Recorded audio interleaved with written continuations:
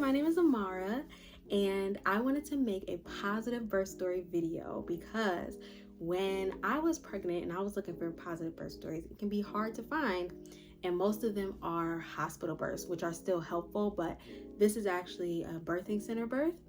And I wanted to add to the pool of the women of color that are making positive birth stories because we really need those. And I do have notes here on my phone as well. So first I want to talk about how I view pregnancy and childbirth. I was really afraid of pregnancy. I was super afraid of childbirth. Like, I would run out the room when it would come on TV when I was little. I hated watching the scenes on TV. I did not understand how a baby is supposed to come out of a vagina, and it freaked me out, and it freaks a lot of people out, especially young women.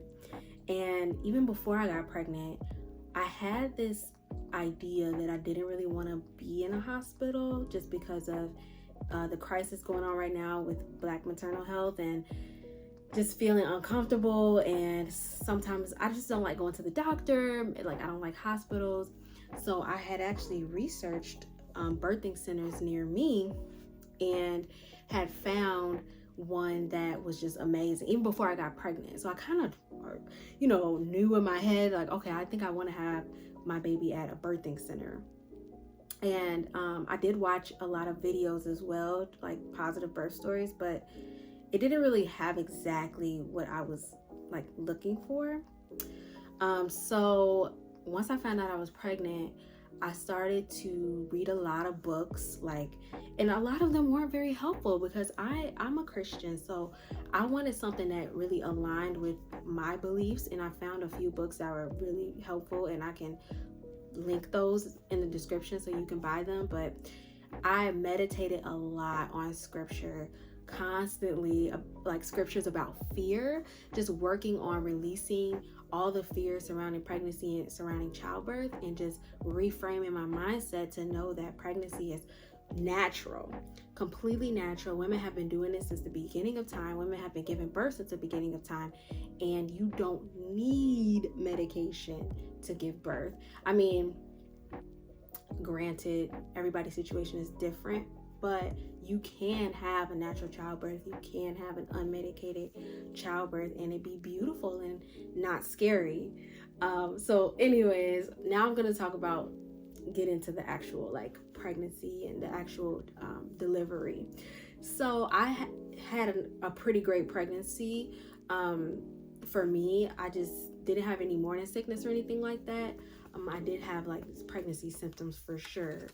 And when I was at the birthing center, they gave me something, and they said at 36 weeks, you can start doing these things to induce your labor. So they were like, you can go on walks, you can do lunges. There was something called spinning babies exercises. You can do those. You can eat these dates. You can bounce on the ball. And so when 36 weeks came, I started doing all the things. I went on walks. I was doing lunges, squats. I was at work, stretching my hips out. I was trying to eat the dates and do all the things. And I started getting Braxton Hicks contractions. Oh my gosh. And it was a day that I was super busy, running around, and I started having these contractions, and I'm like, oh, no. Because at the birthing center, you have to be 37 weeks pregnant in order to be there. If you're before 37 weeks, they will send you to the hospital. And I was like, oh, no. We got one more week. And so I called my doula and everything, and she was like, just relax and lay down and see what happens. And once I got in the house and laid down, I was totally fine. So I was working all up and through my pregnancy because I thought that I was going to hit 40 weeks or go over 40 weeks. So at the end of the 37th week was the last week that I was working for summer school. And at 36 weeks and 6 days, I went to lunch with some friends. And at lunch, we were just chatting, having a good time. We were laughing, kiki, ha ha ha. And we were just laughing about everything. Like, it was so funny. There was a mannequin in the bathroom, and it kept scaring me, because you know when you're pregnant you got to keep peeing over and over and over. So I kept going to the bathroom, and I kept getting scared by the same mannequin in the bathroom. So we were just cracking up about it, and we took a walk outside, and we were doing all these things. And I remember standing there next to my car, and I was thinking, I'm probably releasing a lot of oxytocin right now, because I was having so much fun. And that was one of the things they said on the list. They said lots of laughter will induce your labor. So then I had this feeling. I was like, I gotta pee, like, oh my gosh. And I didn't want to go back into that restaurant, had that mannequin scare me again. And I didn't want to go back into the restaurant, period. I was just like, you know what? I was like, should I go back into the restaurant and pee? My friends were like, no. I was like, just go home, like, you can hold it. I was like, okay. So I'm driving home, holding my pee, because I'm like, man, I really gotta go. As soon as I walked through my door, I just felt this whoosh sensation, like I peed on myself. And I was like, oh, okay. And I was like, okay, let me check it out. So, I went to the bathroom and checked it out. I called the doula, and she was like, yeah, seems, like your water just broke, but we'll just keep looking and seeing what's going on. And it kept happening. And so I told her, she was like, yeah, safe to say your water just broke. She was like, well, just try to get a good night's rest. It'll probably be a while. It's your first labor. She was like, we got a minute. She told me to call my husband. My husband was at his parents' house, and his parents are ready. Okay. They had their go bag ready. They were like so ready. And so I didn't want to freak everybody out, because when I had Braxton Hicks, it freaked everybody out. And I didn't want that same situation. So I was like, maybe I won't call him because he's with his parents. But I was like, I'll call him. So I called him, and he's like, hello? I'm like, hey, where are you? He said, I'm at my parents. I said, can you come home? He said, sure. Click. He was walking through the door like probably 15 minutes later. He's like, what's going on? And I told him what was going on. I think my water just broke and everything like that. Then the mucus plug came out, and I told the doula about that. And she's like, okay, you probably want to contact your midwives. I was like, okay. So I called the midwives. Same thing. They pretty much were like, yeah, okay. All we got to do is try to keep you pregnant, because I didn't even tell you the timeline. It's 7 p.m. So I need to get to midnight, right? Which they were very confident that I would get to midnight. I also had an appointment at the birthing center the next day. I had an appointment at 10:30, just like a 36-week appointment, or 37-week. And so they were like, come in for your appointment a little early, and we'll check you. You're gonna last until the next day. It's totally fine. Like, get some rest. She even told me the midwife that was on call the next day that would probably deliver the baby and everything. And I'm thinking in my head, like, I prayed for a fast labor. So my faith was that my labor was going to be, I think I wanted it to be 8 hours or something like that. Or I prayed for 5 hours. I'm not exactly sure, but I really wanted a fast labor.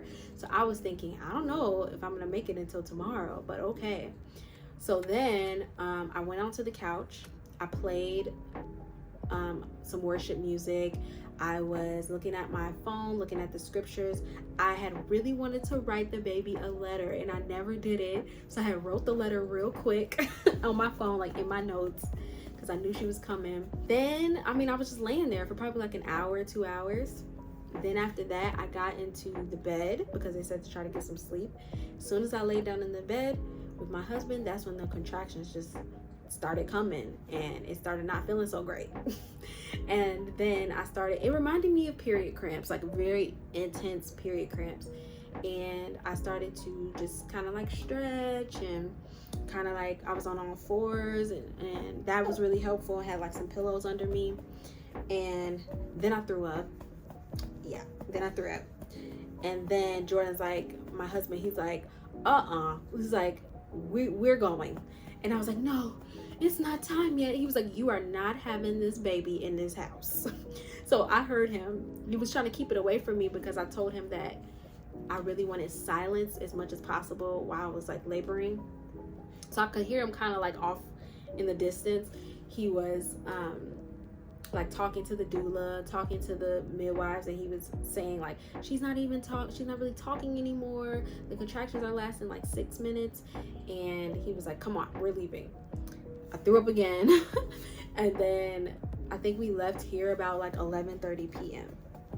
So we're rolling in the birth center at midnight on the 37th week. Rolling in, the doula met us there, and I'm like walking, all slow, because the contractions are really intense at this point. And so the doula, she opened the car door. She was like, "You are rocking, mama. I just talked to you." And I don't have the energy to really laugh or anything like that. So then, yeah, mama. So then, we get there. I'm on the bed. I'm having contractions. The midwives, first of all, having a baby at the birth center is such a beautiful experience. I asked them to turn the lights off. They turned the lights off for me. They were quiet. They were just so attentive to me. And I'm in the bed, just kind of going through it.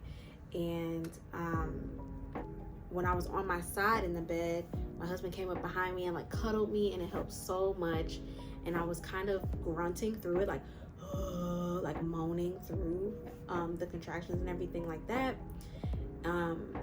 Then they attempted to do a cervical check. I did not like that. So I don't even know how dilated I was or anything like that. And they said it was okay. The midwife, she was so nice. She's like, "It's okay. We know you're pregnant and we know you're having a baby. You do not need to have a cervical check." And I'm like, "Oh, thank you." So then I'm laboring and everything, and they asked me to move to the bathroom and do some type of test that I didn't do. I was supposed to do it at the 36-week or 37-week appointment. And they said you can also labor on a toilet, and it's really helpful. So I get there, I'm sitting on the toilet. I did not like it. And they were like, "Well, you can turn around on the toilet." It took me forever. But when I finally turned around and sat on the toilet the opposite way, and they put pillows under me, oh my goodness, it felt so good. And from there, I was just like getting really hot. I was like, okay, I need cold towels. And then they were trying to run it under cold water, and I was like, not cold enough. And so they went and they got me some ice water, and they were dipping the towels in the ice water and putting it on me, and it was extremely helpful. And then from there, they were filling up the tub, the big tub for a water birth. They said, "You want to get in the tub?" I said, "Okay, sure." So I'm getting in the tub, and they asked me to sit back, and I said, "I just really want to be on all fours." They were like, "Okay, that's totally fine." Got on all fours. They gave me this kind of like a pool noodle to lean on, and all fours. Boom, started pushing instantly. And pushing is not what I thought it would be. If you look online, or if you look at videos or anything on TV, the pushing just looks terrible. Like, it looks like agony. And that was not my experience. It was not necessarily super painful to push. It felt good to push, okay? It felt amazing to push. And your body does it automatically, but it's like a release. It's like a relief. It's like, this is what the doula said, it was like having a bowel movement. I don't know, but it was definitely an amazing feeling when I was pushing, and I could even feel like her coming down. I felt when she came down and went back up, and I was like, "Oh no, she went back up." And they're like, "That's okay, that's okay." And I was just pushing for, I don't know how long I was pushing for. I would say I probably pushed for maybe 45 minutes. I don't know, an hour. But it's not, when people say that, you think, "Oh my gosh, you were pushing for an hour." But it's like you push, and then you get like a nice break, and then you push and you get a break. So you probably push for like 20 seconds or whatever, and then you get like a 3-minute break or 4-minute break, and then you push. So it's not as crazy as it sounds when somebody says that they were pushing for an hour. But then I started to feel what's called the ring of fire, which is like kind of like that burning sensation. I was like, "Ooh," I was like, "That one hurt." That was right like when she was coming out, and they were like, don't shy away from that, like embrace it. And I was like, okay. And I started embracing it. That girl came out. And what was funny is I was so hot. I just want to tell this part because it was funny to me. I was so hot during the labor, and while I was pushing, and the doula, she was like fanning me with this big fan, and I could tell even in my state that she was like tired. So I told my husband, I said, can you take the fan from her, because I think that she's tired. Can you fan me off? And so he took the fan, and he was fanning me, I guess with his left hand or something like that, and it was not the same. And I said, okay, just let her do it. And everybody started laughing. And then the dude was like, no, it's okay. She was like, that's your left hand, right? And you're right-handed? And he was like, yeah. And then the other nurse, she was like, let's go with that. So that was really funny. And yeah, I was just so hot. Like, and then another funny thing that happened, wasn't that funny, but so everyone was kind of just watching me labor, watching me push. Like, she's coming, you're about to meet her, are you excited to meet her? And I went shh. Because I didn't want to hear that. For me personally, I did not want to hear anybody talking. I didn't want to hear anything. Even when they were like talking in the background to each other and like making jokes, I was like irritated in my mind, but I didn't say anything. But I know for the next one that if God willing, I have another child, that I do not want any talking. And that's something that they ask you. They say, is there anything that you want for your labor? Anything? I didn't know, so I didn't say anything. So that's another benefit of the birthing centers. They pay attention to your needs so much. But anyways, she ended up coming out, and it felt so good when she came out. It was oh my gosh, there's no words to explain the feeling of her coming out. She came out at 3:19 a.m. Right on my chest. They put her right on my chest, and I was shocked looking at her. She came out like this with all the vermin and all the things on her, and yeah, it was beautiful. It was so beautiful. And then, immediately I had my family members come in, and I can't explain it. It was awesome. And then they did the cord cutting, and then I did the placenta birthing, and I was shaking. I had the shakes really bad, but that was fine.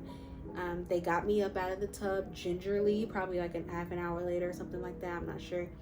I didn't want to get up because it felt good in there, but they had me get up, and I was just shaking, walking all slow, and they got me in the bed with my husband, and he fell asleep. He went right to sleep. And we were in the bed, and it was all this beautiful things, and the family, and checking blood pressure, checking the baby. And then they kind of left us alone for a little bit, and then they came back and they said, would you like to take an herbal bath? And so I was like, sure. And so I took a nice warm bath, and then I asked to take a shower. She was like, yeah, just keep it brief, don't want to be on your feet too much. So I took a brief shower.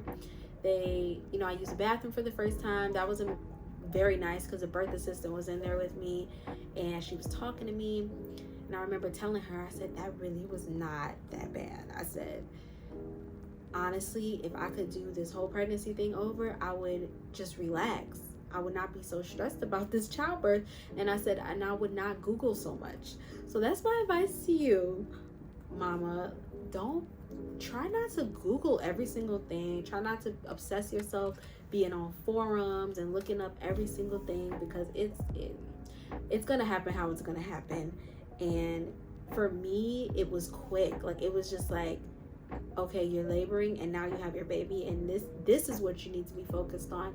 For me, I was so focused on labor and delivery that I didn't even think about the postpartum process. I didn't think about breastfeeding. I didn't think about any of these things that are so important to me now, that are on my mind, and that I wish I would have thought about a little bit more, like your postpartum, and not just getting the things you need. Because I had the things I needed. I had the disposable underwear and the Frida thing that you spray.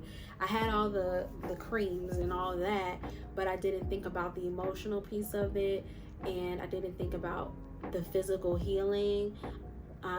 Just truly allowing yourself to heal in the postpartum as well. And also, research breastfeeding. look it up a little bit before the baby comes. That's just my advice. But after I got the bath and everything, I got changed. I was in the bed with my husband, you know, looking at our baby. They baked me some fresh bread. I forgot to say that. I had my fresh bread in the bathtub. They want you to eat before you leave. So they were like, did you guys order food? But I knew that. So I brought a sandwich. So I had that. Not appetizing, but they make you eat it because they want you to have protein. And I don't know. They checked me a few times. They checked the baby's weight, you know, everything like that. And at the birthing center, you're kind of on your way. And I think it's 5 hours, 6 hours, 4 hours, 3 hours. I'm not sure. But I know we were back home by 10 a.m. So yeah, it was, and then I was home with my baby and I was on a high for like days because it was so beautiful. It was so beautiful. It was not traumatic for me at all. And I believe that if you're watching this video, that is completely possible for you.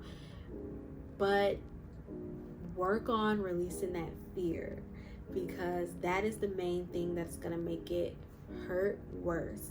And for me, I was welcoming my contractions. I was like, bring it on. Like, that was my mindset. I was like, yeah. Like, when that next push was coming, I didn't get scared. I was like, yes, bring on this push, bring it on, because I wanted her out. I wanted her to come out. And I think fear, and another thing that we did is we did some of the Built to Birth class. There's a woman that you've probably seen her on YouTube. She makes a lot of natural childbirth tip videos, but she also has her own class called Built to Birth, and that was very, very helpful when it came to reframing my mind. But the most helpful thing was prayer. Every day I wrote down scriptures about fear. We were not created to fear. Perfect love drives out fear. I am not afraid. I was saying that this baby is healthy. My baby will come out with ease. Like, all these things, because the power of the mind is not a joke. It is very powerful. And so that was, I think, what made the experience what it was. And thank you for watching. I really wanted to get this video out. I hope that your labor, your delivery, and your postpartum is everything that you want it to be. And congratulations.